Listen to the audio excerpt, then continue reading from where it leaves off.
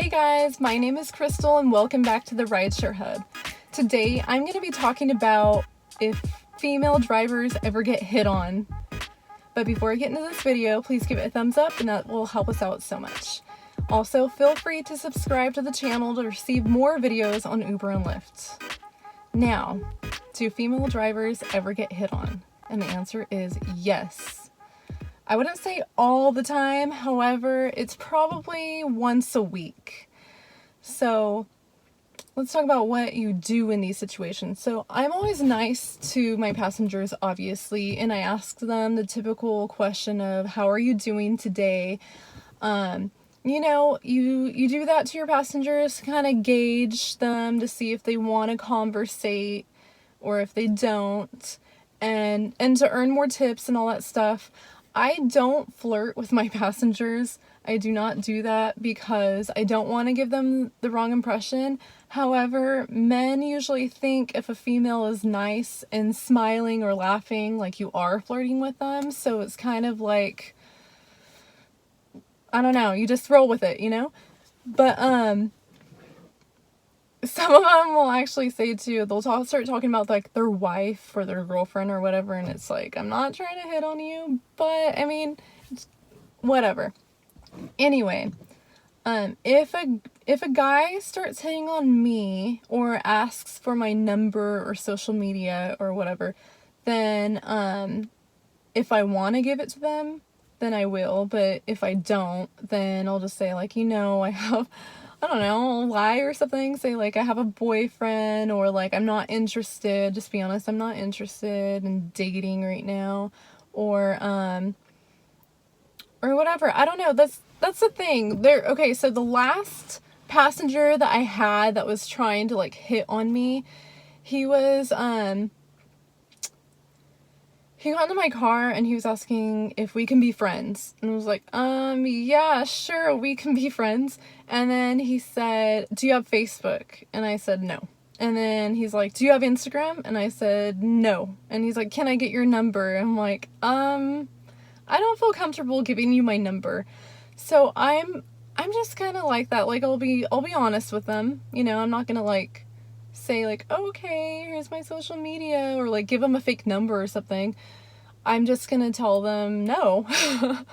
So, I mean, men don't usually get aggressive or anything like that. Like, it's not scary or anything like that. It's just men are men, and they're gonna try to do what they can to get your number and go further than that. So, anyway, see, ways to protect myself in case of danger. I don't feel like I'm ever in a dangerous situation. That's just how my mind works, though. I don't fear a lot, but however, I do stay safe. So I do keep pepper spray with me, and I do keep one of these things that you can stab somebody with. It's not a knife, but it's one of those things that's really pointy. I don't even know what the name of it is.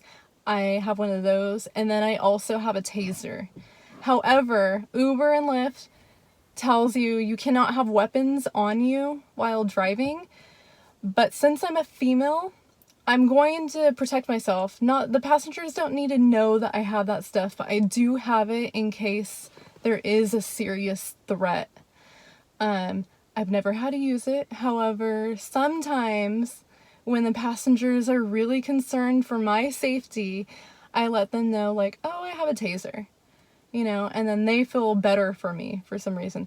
However, I've never felt threatened. I've never felt like scared or anything like that. But I did let Uber and Lyft know, or actually I let Uber know because they were asking for feedback.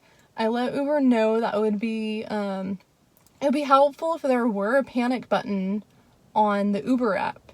And pretty soon after that, like a month later, I'm not saying it was because I told them that or anything like that, but like pretty soon after that, I noticed that they do have a panic button. So that makes me feel a lot safer. Just know that you have that. Know that Uber is always tracking you too. So you should be pretty safe. And if you ever feel like you are unsafe, then let Uber know. Rate the passenger low too, because you will never be matched with them again. Basically, this job is just like working in an office with male coworkers. They're gonna say things, they're gonna they might make you feel uncomfortable by hitting on you, but just, let them know that you have boundaries, and that's all they need to know. And people, for the most part, people are very respectful, and they're not gonna go much further if you tell them, no, I won't give you my number, or I have a husband or a boyfriend, or something like that, or just that you're not interested. They're not gonna push it any further. So just be aware that you were in control of the situation. You were the driver, you are the owner of the car, and if you ever feel uncomfortable, you can let your passenger out and say, I'm gonna have to drop you off here because you were making me feel uncomfortable. That has never happened to me, fortunately.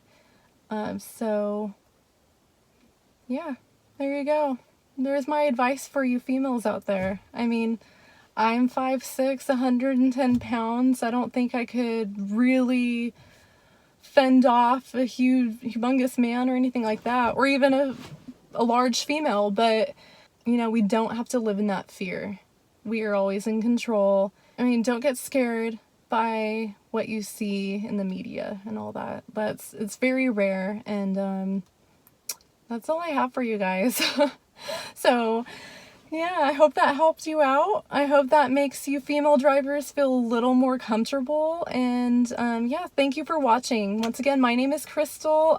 Please like this video, give it a thumbs up, and subscribe to the channel to receive more videos. This has been another episode of the Rideshare Hub. Bye. See you guys soon.